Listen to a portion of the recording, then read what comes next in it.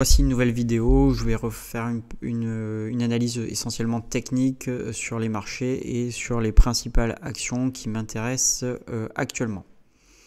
Donc avant d'aller plus loin, je vous rappelle que la vidéo qui va suivre ne constitue en aucun cas un conseil en investissement. Je suis un simple amateur qui vous partage son journal d'investissement financier et donc à vous de faire vos propres analyses. Alors, vous savez mon process pour ceux qui me connaissent un petit peu. J'ai dans ma watchlist un certain nombre d'actions sur lesquelles j'ai défini des cours d'entrée de prix en fonction des scénarios pessimistes, moyens ou optimistes sur les futurs bénéfices de l'entreprise. J'ai rajouté récemment une colonne Free Cash Flow Yield pour garder en tête l'échelle de niveau de valorisation si on se base plutôt que sur les revenus mais plutôt sur le free cash flow. Pour les 4 dernières lignes, je n'ai pas encore fait de scénario de valorisation, même si elle m'intéresse beaucoup sur leur aspect fondamental. Bon, avant de commencer et d'aller plus loin, on va regarder de suite sur les principaux indices. Donc sur le S&P 500 en données hebdomadaires, on voit que depuis son pic, l'indice a pas mal corrigé, qui a une oblique baissière que pour l'instant il n'a pas dépassé. On n'est pas allé retoper les sommets pré-Covid, enfin pré-crash Covid. On a rebondi sur la moyenne mobile de 200 périodes. Alors moi c'est la moyenne mobile exponentielle, mais grosso modo ça change pas grand chose. Donc là on est un petit peu à la croisée des chemins actuellement, de savoir si elle va sortir de son oblique ou si elle va déclencher un bras baissier et aller retoucher éventuellement un point pivot autour des 3500 points. La tendance moyen terme reste baissière puisque pour l'instant les plus hauts sont de plus en plus bas et les plus bas sont aussi de plus en plus bas, donc la tendance est clairement baissière. Sur le Nasdaq 100, grosso modo, c'est la même chose. On est passé sous la moyenne mobile de 100 périodes. Il y a une oblique baissière. Pour l'instant, on ne l'a pas vraiment franchie. Elle n'est pas très bien tracée, mais peu importe. On a une zone... Voilà, bon, j'ai dessiné des zones pivots autour de 1500. Le sommet pré-Covid était à 9800. Donc, potentiellement un gros point d'entrée à ce niveau-là. La tendance reste baissière pour l'instant, même s'il y a eu un rebond technique assez important en début d'année. Sur le CAC 40, c'est assez différent. Pour une fois, il y a une discordance entre les indices. On voit que depuis ces plus hauts, il y avait eu une tendance baissière. Et puis là, on a vu un fort rebond avec, pour le coup, une tendance baissière qui est plutôt invalidée, avec un sommet qui est plus haut que le précédent sommet, et de nouveau un nouveau sommet qui est plus haut que le précédent sommet. Donc vraiment une tendance baissière invalidée. Alors on n'a pas encore passé le précédent sommet, mais en tout cas voilà une tendance court terme haussière et moyen terme plutôt neutre. Donc moi j'avais fait pas mal d'achats dans le creux, là je suis assez content, on va y revenir un petit peu plus loin.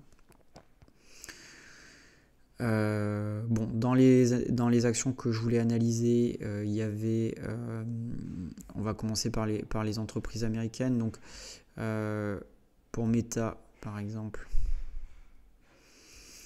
donc en données hebdomadaires en logarithmique, donc grosse tendance baissière, hein, le titre a fortement corrigé depuis ses plus hauts, autour de 380 $. Moi je suis en train de constituer ma ligne dans la descente. Il a fortement corrigé, niveau de valorisation de Meta ils sont fortement baissés, donc là on a une entreprise que le marché valorise un petit peu pas la mort de son business, mais enfin en tout cas plus le business model qu'avant. Je rentre pas dans le détail du pourquoi, il y a des très bonnes raisons pour cela, mais en tout cas voilà, le business a fortement corrigé. Là on a un rebond pour l'instant qui reste un rebond très fort, mais qui reste technique, et pour l'instant on n'a pas forcément une invalidation de cela. Moi je pense que le titre va probablement se se latéraliser un bon moment dans cette zone-là, et moi je vais constituer une ligne. Je trouve que la zone de renfort autour de 120$ est une bonne zone. Moi j'ai un PRU un peu plus élevé autour des 160$, mais voilà, je reste confiant dans cette entreprise, même s'il n'est pas exclu qu'elle redescende très bas au niveau des 90$ par exemple, dans les semaines et mois à venir, si le marché restait baissier, et en tout cas sur cette action.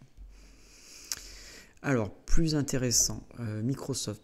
Donc, je ne vous présente pas une très belle entreprise, bien évidemment, que j'ai envie de rentrer à mon portefeuille, qui a beaucoup corrigé là aussi avec la correction des marchés américains de la tech, avec un pic autour des 350$, une oblique baissière pour l'instant qu'elle n'a pas dépassé, une tendance qui reste baissière avec des sommets qui sont de plus en plus bas, une zone technique très intéressante là autour des 210-220$, qui est à la fois une horizontale, qui vient toucher la moyenne mobile 200 périodes. Voilà, et après il y a une deuxième zone autour de là des 190-195$ qui serait, si le marché était très baissier, qui serait le précédent sommet pré-Covid, une zone un peu technique ici là qui avait été travaillée, qui pourrait être aussi un bon niveau d'entrée. Bon, moi en pratique, j'ai un ordre d'entrée sur ce titre là. Dans cette zone là autour des 220$, je m'octroie une petite marge de sécurité puisque je trouve que le titre est très intéressant et devient correctement valorisé. Il a fortement corrigé, sa surévaluation. Ça ne veut pas dire qu'il n'a pas continué à baisser, mais en tout cas voilà, là je trouve que sur un historique plus long, la moyenne mobile de 100 périodes, en tout cas quand on s'en approche, quand on prend du recul en données hebdomadaires, voilà, bon, il faut revenir à la crise 2008 pour passer en dessous. Enfin, on a plus d'une décennie où que c'était pas arrivé. Le business reste sur un méga trend, il reste extrêmement profitable. Donc une ligne que j'ai envie de créer, la moyenne mobile de 100 périodes me paraît une bonne zone technique en tout cas. Dans la tech, Airbnb, je crée une petite ligne. Bon, le titre n'est pas coté depuis très longtemps, je crois que c'est 2021. Je regardais plutôt en données hebdomadaires. Voilà, je m'y étais intéressé au moment de l'IPO, mais j'ai trouvé les niveaux de valorisation totalement délirants, donc je ne suis pas rentré. Après, vous connaissez la suite, ça a pas mal corrigé en 2022. Moi, je trouve que les niveaux de valorisation actuels sont intéressants. Et donc j'en ai pris une petite louche là autour des 86-87$. Bon, depuis le titre a rebondi, j'en reprendrai une louche si ça rebaisse.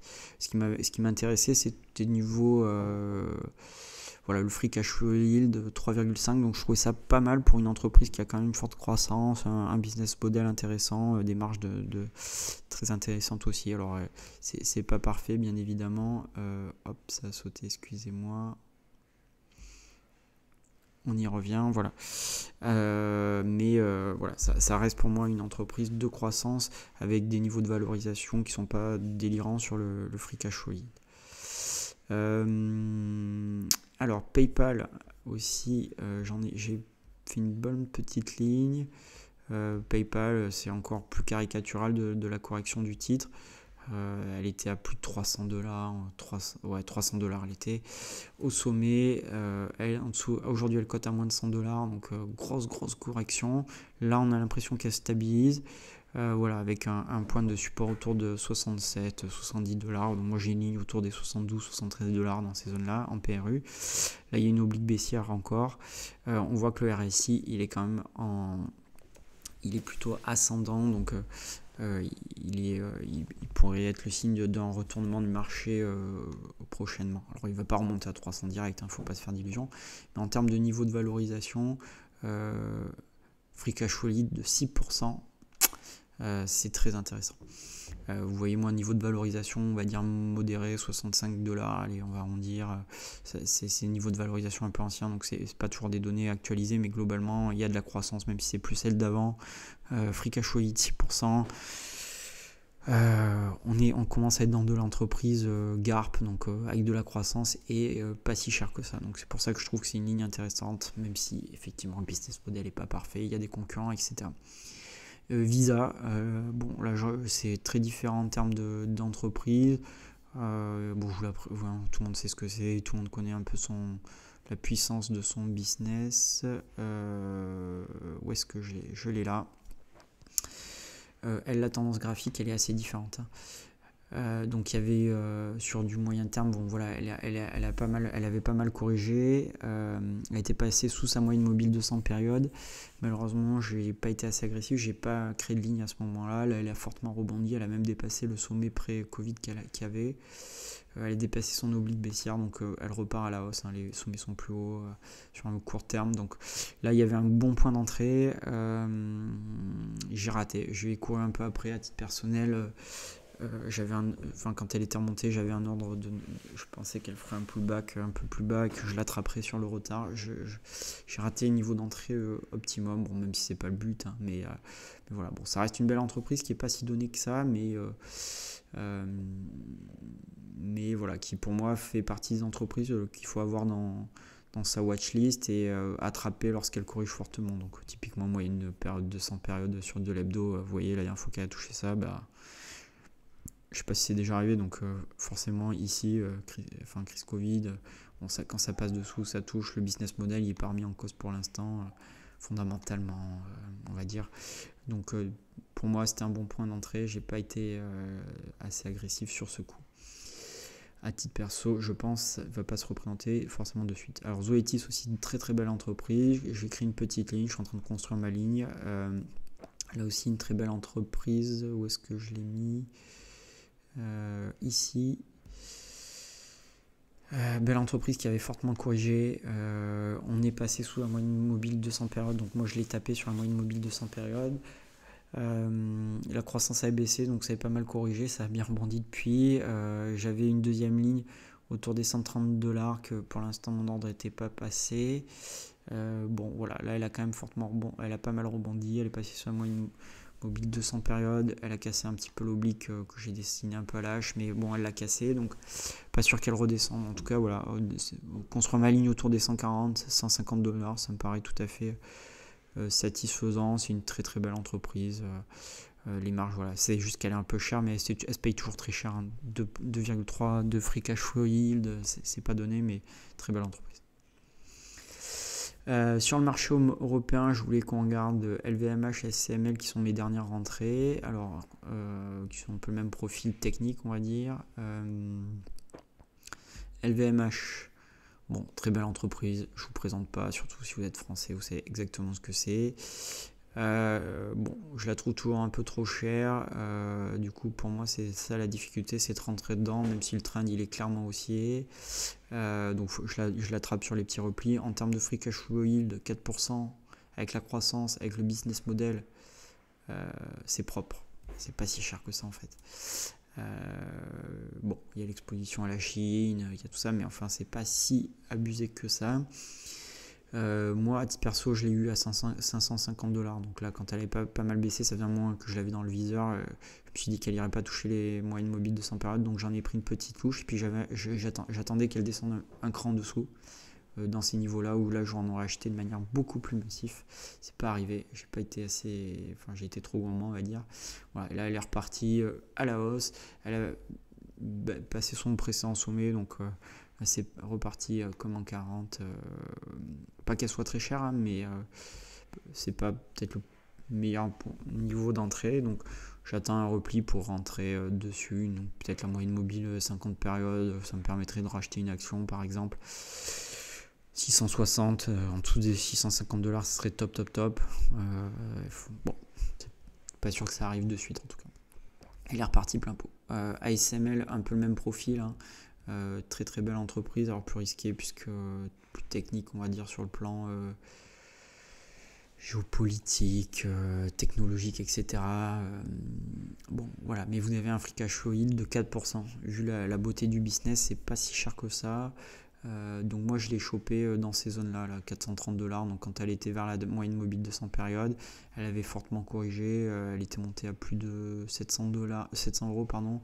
Je trouvais que 430 c'était bien, grosse correction, belle entreprise. Ouais, je suis en courbe logarithmique.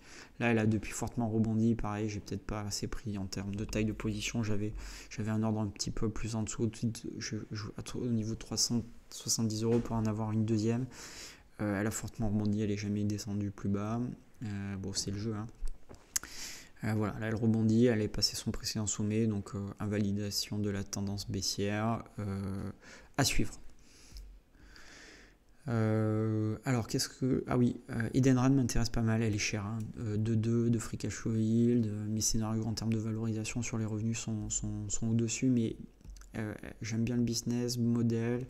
En termes de croissance, elle a quand même des chiffres de croissance au-dessus de 15%, c'est positif, elle est un peu pas contracyclique, c'est peut-être pas le terme, mais en tout cas la période actuelle, elle réagit de manière un petit peu de manière décorrélée du reste du marché. Quand le marché monte, elle baisse, quand le marché baisse, elle monte. Bon, les raisons sont montée d'intérêt, etc. Elle est favorisée, l'inflation n'est pas forcément négative pour elle, donc un business une petite ligne pour moi, mais que je souhaite renforcer sur les baisses. Donc il y a une tangente haussière, comme vous voyez, de long terme. Elle est haussière, hein. Même si elle stagne un petit peu autour des 50 €, là elle a du mal, elle passe dessus, elle repasse dessous. Bon, voilà. Donc moi je constitue, en gros, j'en prends une petite louche chaque fois qu'elle redescend. Donc si elle revenait taper l'oblique, là j'en reprendrai, donc 45 €, 47, voilà, c'est bonne zone à mon avis d'entrée. Il peut y arriver facilement, hein, elle est qu'à 49 €, donc ça peut y arriver. L'idée c'est que je constitue et puis une ligne, et puis moi je reste optimiste sur ce titre, et je pense qu'il peut y avoir une accélération potentiellement technique si elle franchit cette zone technique de manière pérenne autour des 51-52 €. Voilà, haute configuration HelloFresh, qui était un pari pour moi.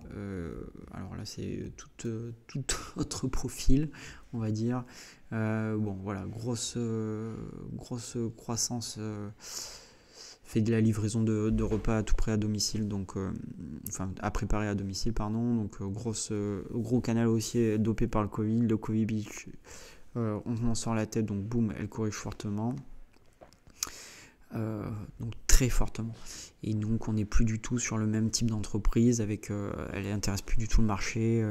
Alors en termes de free cash flow, elle a quand même 5% de free cash flow yield au cours actuel. Vous voyez, elle est, par rapport à mes scénarios de valorisation, excusez-moi, on est de nouveau dans des niveaux de valorisation qui sont pour moi bas, même dans des scénarios pessimistes. Alors le free cash flow de l'année dernière, il est plus bas parce qu'il est même négatif, puisqu'elle avait en fait pas mal investi, mais alors ça, je sais plus si c'est le projeté ou l'estimé. Bon, mais globalement, elle devrait avoir un free cash flow yield, si elle continue sa croissance au niveau actuel, qui est relativement élevé, prochainement. On voit qu'elle stagne un petit peu autour d'une zone technique autour des 20 €. Bon, par contre, elle a fortement corrigé, donc la tendance baissière, elle est très fortement baissière. Elle va pas intéresser le marché avant un moment. Donc pour les gens qui sont long terme, qui achètent qui sont intéressés par le business, par ce type par une entreprise qui reste en croissance, ça peut être une zone actuellement d'accumulation. Donc moi je suis en forte moins-value sur ce titre, hein, mais je pensais peut-être en reprendre une louche, pas pour moyenner à la baisse, mais parce que malgré la remise en question du marché, je trouve qu'elle a de belles perspectives devant elle. La croissance est là, de son business model, elle a fortement investi, mais elle a du cash, enfin le bilan est bon, enfin bref. Donc je reste optimiste sur cette entreprise-là, et je trouve que les niveaux de valorisation actuels, si je continue à être positif sur le titre, c'est un bon zone de renfort. Donc je pense que je vais en prendre une petite louche autour des 20 ou 22 €, peu importe, mais globalement reprendre une petite louche à ce niveau-là. Et ma ligne sera complète à ce moment-là, parce qu'après c'est plus une gestion de taille de position de mon côté. Voilà, je pense qu'on a vu toutes les entreprises dont je voulais parler aujourd'hui. Oui, c'est ça. Donc écoutez, je vous dis à bientôt pour une prochaine session d'action de ma watchlist. À bientôt.